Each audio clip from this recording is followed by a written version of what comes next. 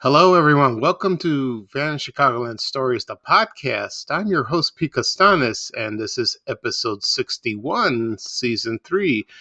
Today's date is September 21st, 2021. We have an interesting show coming up. I'm glad you could join me. Right now, we're going to go into a little break, and I'm going to play the introduction of The Funny Company, that cartoon series that debuted in 1963, and it was shown frequently on Garfield, Goose, and Friends on WGN TV Channel 9. So here we go. We have a company that you can join for free, and kids in every neighborhood belong. It's the Funny Company, 'cause it's just for fun, you see. So come a-running when you hear our song. Come to order, says the president. And when the Funny Company meets, here's just what we present. Things to see, and things to do. stories, fun, toys, all sorts of things of interest, and fun for girls and boys. This episode is brought to you by Google Gemini. With the Gemini app, you can talk live and have a real-time conversation with an AI assistant. It's great for all kinds of things, like if you want to practice for an upcoming interview, ask for advice on things to do in a new city, or brainstorm creative ideas. And by the way, this script was actually read by Gemini. Download the Gemini app for iOS and Android today. Must be 18 plus to use Gemini Live. Okay, I am back. I hope you enjoyed that little song from The Funny Company. I talked about the Funny Company on a previous podcast episode. You can find them on, of course, my podcast.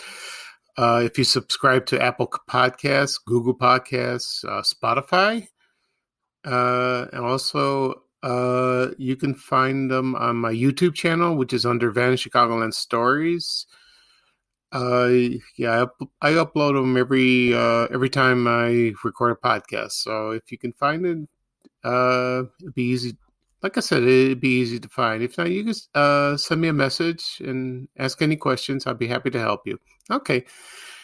Today we're going to talk about three things. The first thing I'm going to talk about is wacky packages. Anyone who grew up in the 70s would remember these fondly. They were collectible cards, trading cards. They were more popular than baseball cards that the Topps company made. And I wrote a story about my memories of wacky packages, and it was published on my blog, VanishChicagoland.blog, on June 19th, 2019. If you go to my blog and go down to the bottom, and there's a search box, and type in wacky packages, you will see the story. I'm sorry, the story will come up, and then you can read it. I hope you enjoy it. So I'll talk about a little bit of history of wacky packages. They began in 1967, and there weren't that many. Those are very collectible, and they were there from 67, then 69, and then they returned in 1973, and then they were released widespread, and the popularity just took off. They had some wonderful cartoonists and comic artists that drew the cartoons on the cards. For example, there was Kim Deitch, George Evans, Drew Friedman, Bill Griffith, Jane Lynch, Norman Saunders, Art Spiegelman, Bob Stewart, and Tom Sutton. And they were spoofed by well-known brands you saw in your grocery stores. Famous, logos and brands that you went shopping with your mother or yourself. And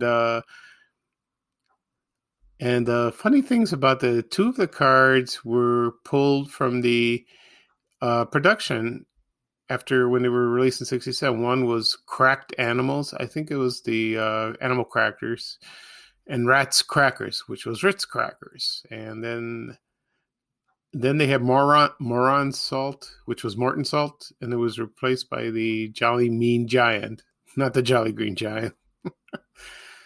And so they had Good and Empty, based on the Candy Good and Plenty, and then but there were two of them that were not released as cards. The one was Maxwell Hearst Coffee, which was Maxwell House Coffee, and Muleboro cigarettes, which of course were Marlboro cigarettes. Okay. So I'm going to talk about a little bit about me collecting them, or how I noticed it. When I was in grammar school, a Koreas Elementary School, which was a Greek school. I learned Greek and, of course, English. It was a private school. I was on the school bus and I noticed a kid. He had stickers on his notebook binder and on his book, and it caught my eye. And my God, I had to get that.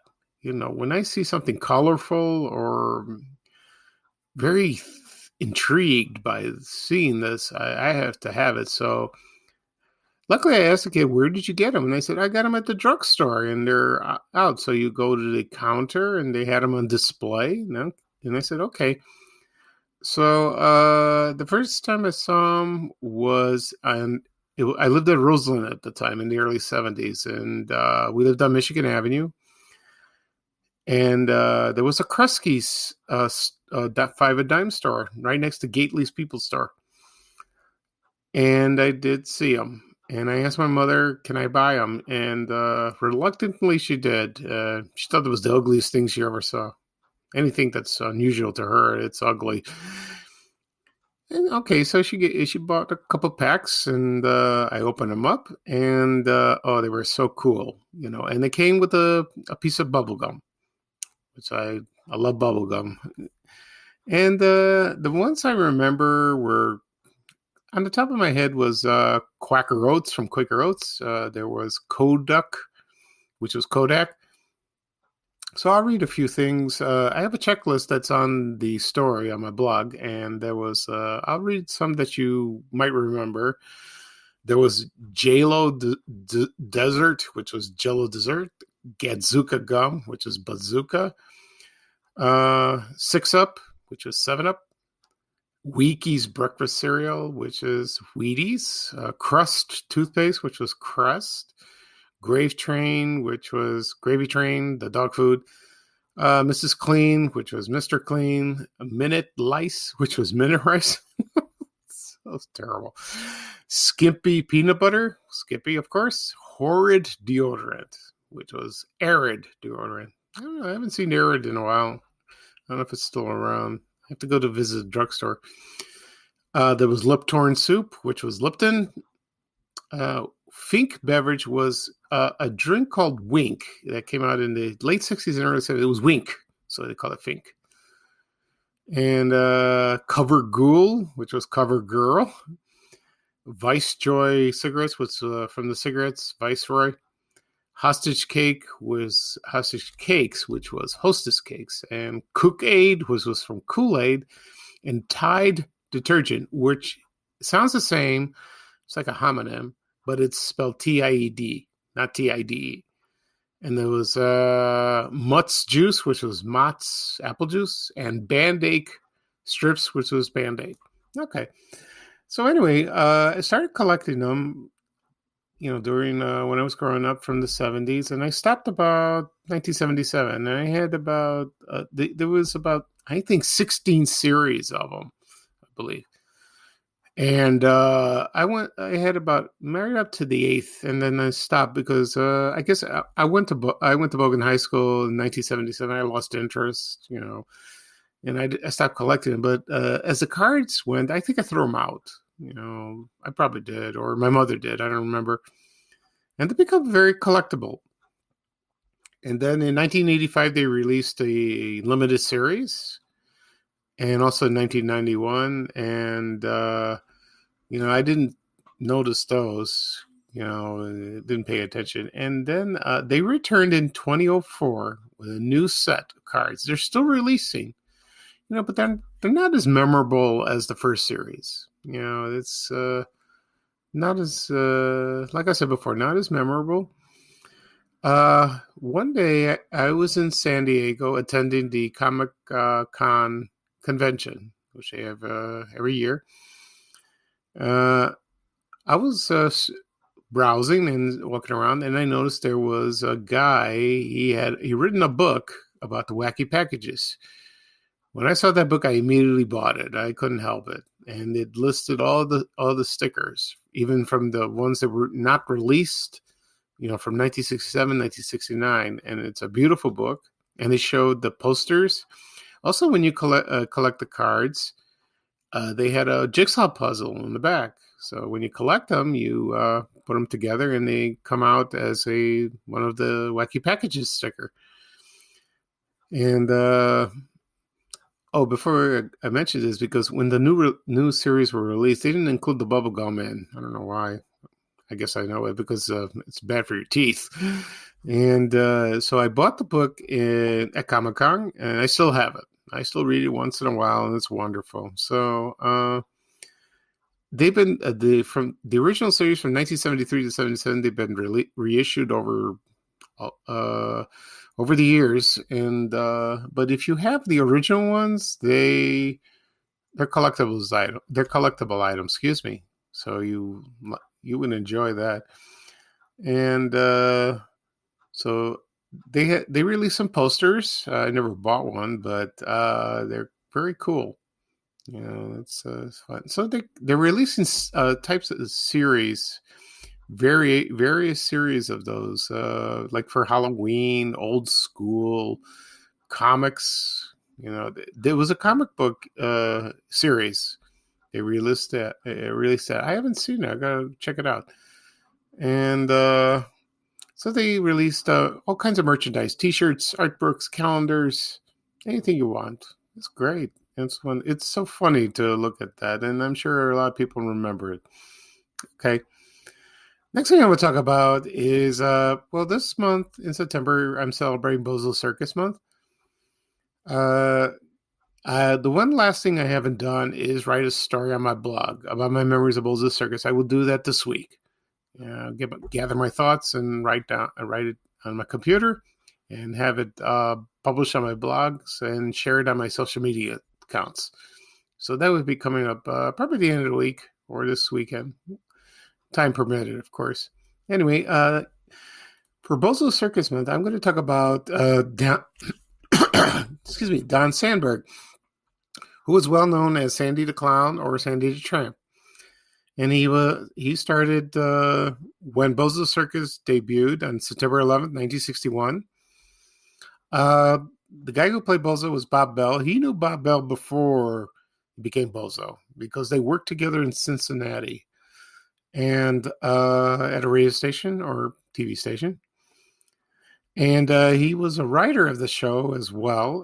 His character was mute. He did not speak on the show. He was like Charlie Chaplin or trying to think of other mute comedians.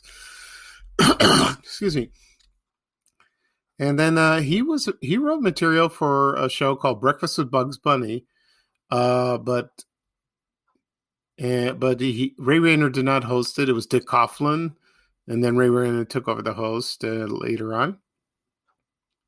Oh, and another mute comedian he based on was Harpo Marx, which he's my favorite Marx Brothers. I love him. Second is Groucho, and because he never spoke, his character never spoke.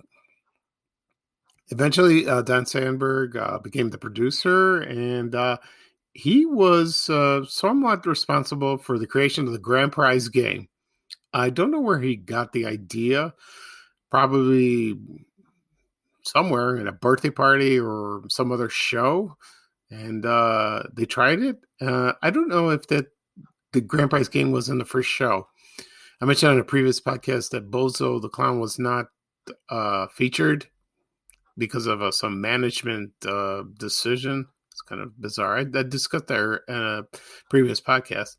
But Bozo the Clown appeared in human form on the second episode. Anyway, then in 1965, they added Larry Harmon, who was the creator of Bozo, added Sandy, and Ray Rayner's to the Bozo Clown coloring books. And he also appeared in local McDonald ads as Ronald McDonald. Interesting. I wish I'd seen that. He left the show in 1969, Bozo Circus, but he came back periodically. He did during the 70s, and he left for L.A. And then he got him, and then Fred Silverman, he was a famous programming executive, got him a job as the producer of the Banana Splits, which it featured Fleagle, Bingo, Drooper, and Snork. I'm just going by the song. And that show ran for 2 seasons. And, Banana Splits, I never saw it originally, but I saw the reruns and they were edited. So the show featured those guys doing all kinds of skits. It was like a parody of Rowan and Martin's Laughing. And they played music, just like in the Monkees. They did that. And beginning of the shows, they were filmed. They were in amusement parks. One amusement park, they were at Six Flags Great America in Arlington, Texas, and the second one was at the Coney Island Amusement Park in Cincinnati. So the Banana Splits, I remembered, it's famous for their shows and cartoons. There was Danger Island with Chaco.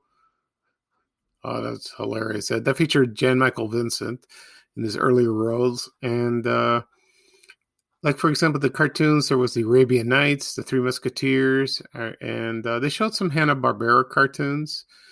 I can't think of, I think it was Adamant, Squiddly Diddly. Those were premiered before in the 60s, but they added it to the syndication. And I used to watch this every day when I came home from school. I love that show. And the theme song, you can't get it out of your head. Anyway, so after the Banana Splits was canceled, he went to work for New Zoo Review. Now, that was a show that I remember was shown on Channel 32 in the mornings, 11:30. And give you a little history of that. That started from 72 to 77. It was in syndication, and the hosts were named Doug and Emmy Joe, and they were married in real life. Those were the live humans, and the puppets were and there was Freddie the Frog, Henrietta Hippo, and Charlie the Owl. And it was a fun show. And then they showed reruns during the 70s and 80s, and in syndication. And there is a clip of, it's uncensored, involves Freddie and Charlie L, and they were involved in a very dirty scene. I want to go into that, but it's been circling on the internet for years. That puts a whole new perspective of children's television. Oh, well. So so Don Sandberg worked as a producer there. And after that, I don't know what else he did. I guess he retired. And then, he worked at Marineland. Then he went to the Virgin Islands. He produced shows. And then sometimes he had Marshall Brodeen. He was there. He performed magic. And also Wizzo the Wizard from the Stone of Zanzibar. And then he returned to play Sandy the Tramp on Bozo's 25th anniversary show. That was in 1986. And sometimes he came back when Roy Brown, who played Cookie the Cook, went sick. And so he filled in for a few times. And then he did appear on the final Bozo episode on July 14th, 2001. So he was there, and that's good. I think Cookie the Clown Cookie the Clown died. He died a few months earlier. So, and his costume is at the Museum of Broadcast Communications in downtown Chicago. If you're in downtown and visit the museum, they're there. And then he retired and moved to Oregon, and then he died on October 16, 2018. He was 87, and he had Alzheimer's, which was very sad. So he was the last original cast member of Bozo that passed away, and they're all gone now. And it's sad. He was a very talented man, and he made kids laugh and made kids and parents feel good. Very great entertainment. Okay. Next thing I will talk about is something unusual. It's the Chicago American newspaper. I don't know much about it, but I remember when I was growing up, there were mentions about it. I've seen pictures, and it was an afternoon newspaper, and it ceased publication in 1974, but it was named. It had other names before. So the first edition came out on July 4th, 1900, and it was called Hearst's Chicago American, which was based on the famous publisher William Randolph Hearst, who was famous, whose life is based on the famous 1941 movie Citizen Kane, which is one of the greatest movies of all time. When I was little, I thought it was boring, but when you get older, it's a fascinating film. It's wonderful. It was well made by Orson Welles, and he starred in it. So its famous line is "Rosebud." So check it out. You can get it on DVD or shown on TCM frequently. You can watch that. Anyway, and then after in 1918, it was controlled by gangsters. Oh boy! And one famous gangster was Bugs Moran. And then the newspaper joined in 1932, and then there was pressure from other lenders from the newspaper. They pressured William Randolph Hearst, and he consolidated the Chicago American with the Herald Examiner in 1939. And it became the Chicago Herald American until 1953, and then it became the Chicago American newspaper, and then it was bought by the Chicago Tribune, and then it was renamed again in 1959 as the Chicago American. What are the interesting thing about the Chicago American? I've noticed ever since I started my Facebook page, Van Chicagoland, is they had the TV guides in there, and they had the most beautiful covers, color, mostly black and white. And the TV magazine was called TV Roundup, and they're very hard to find. And you can find them on eBay. And I've collected a few of those and posted it on my other Facebook page called Vintage Chicago TV Guides. And I still see some new ones I haven't seen. I still keep them and then post them on my Facebook page, also Van Chicagoland. And like if someone passed away, I would do a tribute to them, and I would show they were featured on a cover. And that went on until in the afternoon until 1969, and then it converted into the Chicago Today newspaper, and that went on for a few years. And then the last issue was published September 13, 1974, and the Chicago Tribune got many of the writers and staff from that newspaper, and then it became a 24-hour operation. And it had a very interesting, this newspaper had a very interesting history. So it didn't have subscriptions, and they got their sales based on newspaper stands, or people were hawking the newspapers on corners in the Chicago Loop. And extra they were doing that. Their competition was Chicago Daily News. That's another newspaper that went out of business. I'll talk about that in another episode. And so it was an interesting newspaper that was published during all those years in Chicago. And originally the headquarters of Chicago American was located at 326 West Madison Street. And then in 1961, they moved next to the Tribune Tower. And then they would remain there until the demise of the Chicago Today newspaper in 1974. So now the Chicago Tribune is not in the Tribune Tower anymore. They converted to condos. They moved elsewhere. That's just sad, because I've been interviewed on WGN Radio. I've been to the Tribune Tower. It's a gorgeous building. Oh, it's beautiful. I love that architecture.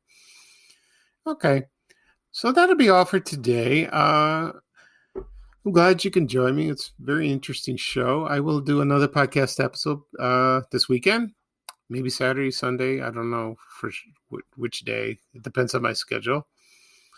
So we're still celebrating Bozo's Circus month in September. I will, like I said previously, I will write a story on my blog and share my memories. That will be coming up soon. So this is episode 61, season 3 of Vanishing Chicagoland Stories. I'm your host, Pete Costanes. Thank you for joining me. And so take care, everybody, and bye-bye for now. And here is Ray Rayner saying bye-bye for now. So long, everyone. We have to go. Bye, bye, bye.